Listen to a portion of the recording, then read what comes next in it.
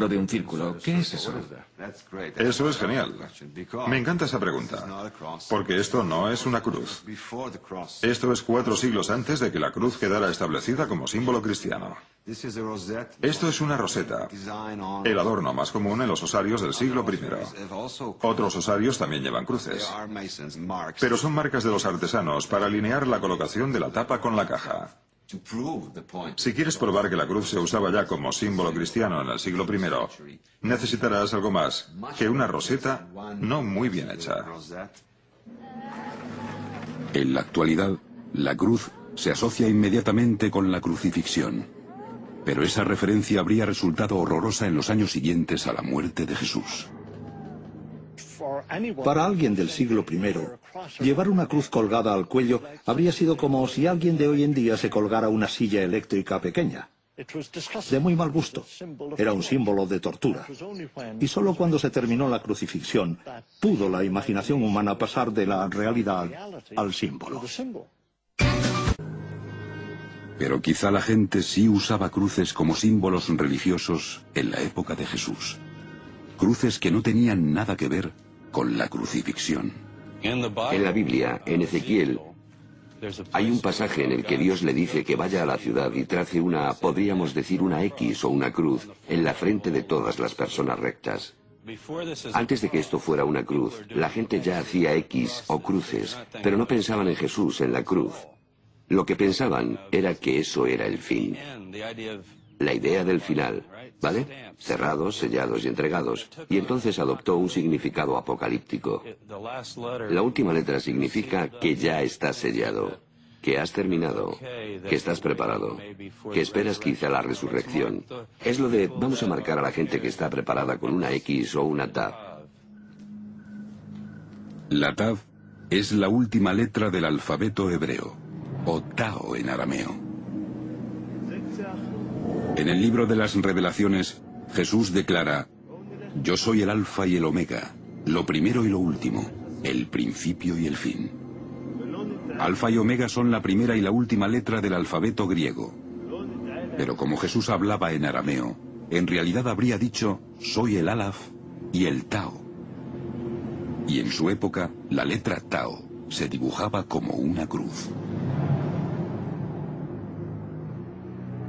En el osario que lleva la inscripción Jesús, hijo de José, directamente debajo del nombre de Jesús hay una inscripción intencionada de una Tao. Para nosotros eso forma parte de la inscripción original. Tiene la misma profundidad y el mismo estilo de la inscripción, más la vaporización mineral que claramente se mete en todas las letras. Si este símbolo, este Tao, era una marca de rectitud en la época de Jesús, bien pudiera ser que lo hubieran adoptado sus primeros seguidores. Y siglos después, habría evolucionado hasta convertirse en la cruz cristiana. Es algo terrible que se borre una cultura. Y sin embargo, hay un cierto sentido en lo que les ha pasado a Jesús y sus seguidores. Se convirtieron a la cristiandad. No los borraron. Pero aquel movimiento original, el modo en que eran al principio judíos en esta zona, que creían en su propia versión de la fe judía, pero también seguían a Jesús, eso sí ha desaparecido. Y creo que ha desaparecido por razones teológicas. Aunque yo creo que las pruebas materiales están a nuestro alrededor y que solo tenemos que abrir los ojos y verlas. ¿Es posible que hubiera un movimiento formado por judíos que veían a Jesús como su Mesías, no su Dios? Y que, como ese movimiento ha desaparecido en gran medida de la historia, estamos ciegos a las pruebas arqueológicas que han dejado atrás. Si hay pruebas de ese movimiento judeocristiano, el lugar más lógico para buscarlo sería aquí. Según la tradición, esta es la vista que tenía Jesús cuando subió al Monte de los Olivos y miró el templo judío. Donde ahora está la mezquita de la cúpula de la roca, se levantaba entonces el templo de Jerusalén. Allí se guardaba el arca de la alianza. Según San Lucas, Jesús miró el templo, vio su destrucción posterior y lloró. Aquí fue donde lloró, en Dominus Flevit, un lugar sagrado en el que los monjes franciscanos construyeron este monasterio en 1891. Este punto habría sido el lugar ideal para un cementerio judeocristiano, con vistas al templo que estaban seguros de que Jesús volvería para reconstruir. En 1953, durante una reforma del monasterio, los franciscanos descubrieron un cementerio de 2000 años de antigüedad. Belarmino Bagatti, un arqueólogo muy conocido, excavó parcialmente esta necrópolis antigua. Bagatti afirmó que estos osarios pertenecían a algunos de los primeros seguidores de Jesús. Si este es un cementerio judeocristiano, eso significa que nuestra tumba no está asentada en una especie de vacío arqueológico, sino que es parte de una red de cementerios. Esto puede proporcionar un contexto arqueológico para nuestra tumba. En esta red de tumbas, los franciscanos encontraron una caja de huesos con una inscripción que lleva el nombre de uno de los primeros cristianos más famosos, Simón Bar Jonás. No sé si todo el mundo reconocerá inmediatamente eso, pero Jesús le dijo a Simón Pedro, que más tarde fue venerado como papa y cabeza de la iglesia: tú eres Simón, hijo de Jonás, y yo te bendigo, Pedro. Porque su nombre no es Pedro, eso es un nombre griego, su nombre era Simón, Simón Bar Jonás.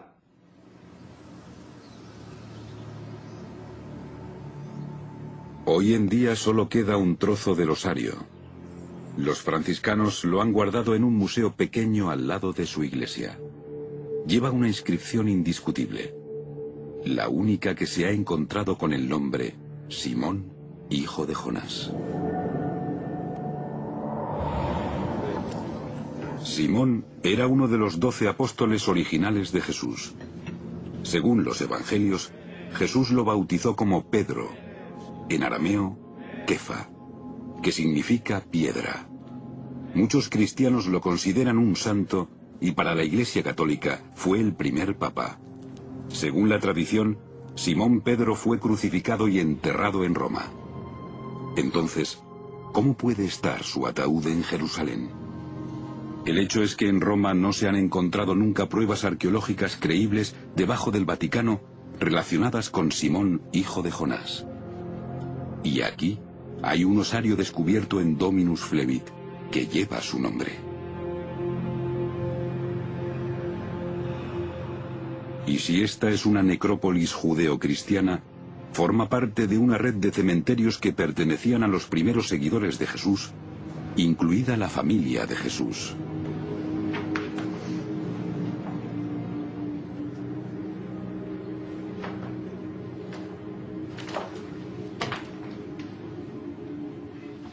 Vale, no os lo vais a creer. ¿Qué? No os lo vais a creer, lo estoy soñando. ¿Lo ves? Ahora lo veo. Es un símbolo. Hay un símbolo de la tumba en un osario. Esto es increíble porque el ángulo y la cosa son idénticos y el punto de dentro. Idéntico. Y el punto está dentro intencionadamente. La V invertida con el punto en el medio. El símbolo de nuestra tumba está aquí, en un osario de lo que se sospecha que es un cementerio de los primeros seguidores de Jesús. Encontrar este símbolo en un osario aquí, en la necrópolis de Dominus Flevit, lo relaciona directamente con lo que se cree que son algunas de las primeras pruebas de la cristiandad. En cuanto a quien podía estar enterrado en este osario, y si conocía o no al Simón el Cireneo, que mostraba las mismas marcas en su osario, o al Jesús hijo de José, en cuya tumba se grabó el mismo símbolo, solo podemos especular.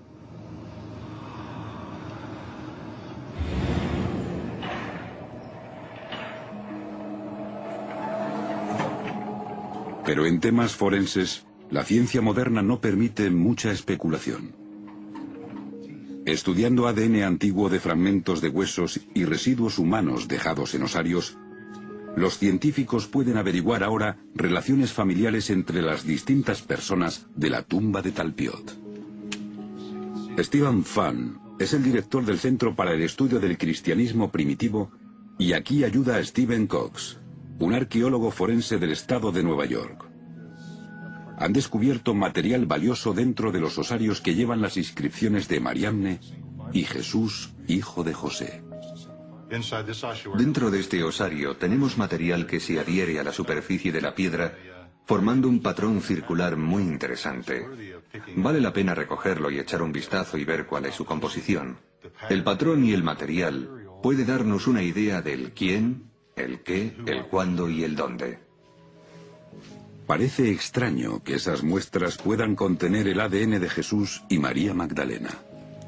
Pero si hay material suficiente, estas pruebas pueden arrojar una luz nueva sobre Jesús y su familia. Esta es la muestra 80. Las muestras han sido numeradas y enviadas a este laboratorio de ADN en Thunder Bay, Canadá, uno de los únicos 5 laboratorios que hay en el mundo especializados en ADN antiguo.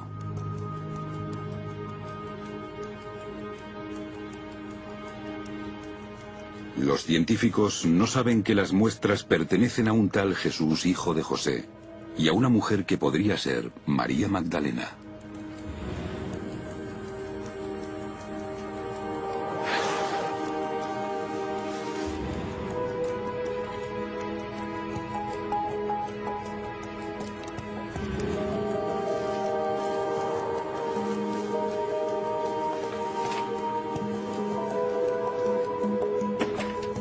Si estas muestras de huesos pertenecen de verdad a María Magdalena y a Jesús de Nazaret, esperamos que las pruebas indiquen que no están emparentados genéticamente. Esperamos que el ADN pertenezca a 2 personas sin vínculos familiares entre sí. Y eso sería un descubrimiento muy raro en una tumba de familia, a menos que esos individuos fueran marido y mujer. Bien, hemos recibido las muestras que nos enviaron y la primera vez que las examinamos no nos parecían buenas. Muy secas, muy desecadas, muy pequeñas y muy fragmentadas. Y por esa razón nos iba a resultar muy difícil hacer el análisis. Después pasamos a procesar o empezar a procesar las muestras e intentar averiguar la calidad del ADN. ¿Sería factible hacer un análisis? En este caso concreto descubrimos que el ADN estaba bastante degradado, bastante dañado. Y por esa razón nos limita el tipo de trabajo que podemos hacer. La pregunta ahora es, ¿hay material de ADN suficiente para crear un perfil significativo? Con el fin de obtener la máxima cantidad posible de información, los biólogos intentarán recuperar lo que llaman ADN nuclear de las células del hueso. El análisis de extracción mostró que era muy difícil recuperar el ADN nuclear. A continuación nos centramos en el ADN mitocondrial.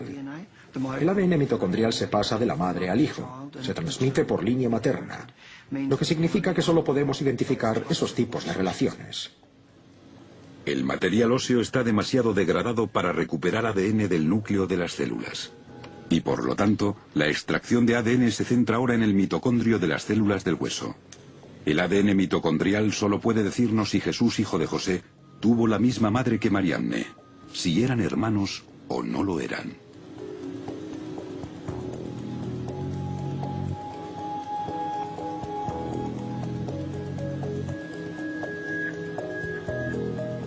Si los biólogos no consiguen recuperar ADN mitocondrial de las células óseas, habrá que abortar la prueba.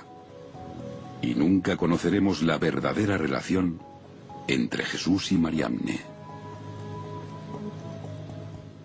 Sí, hemos podido lograr resultados. Tenemos el ADN mitocondrial. Estaba muy fragmentado. Había cantidades muy pequeñas de ADN. Pudimos ampliarlo y crear una secuencia. A continuación pasamos a clonar esos fragmentos de ADN secuenciados y al clonar el ADN pudimos comparar muchas copias juntas. Y eso aumenta la validez del trabajo. Y así podemos comparar las secuencias entre un individuo y el otro individuo. Y eso es básicamente lo que hemos hecho. Y hoy puedo mostrarle los resultados.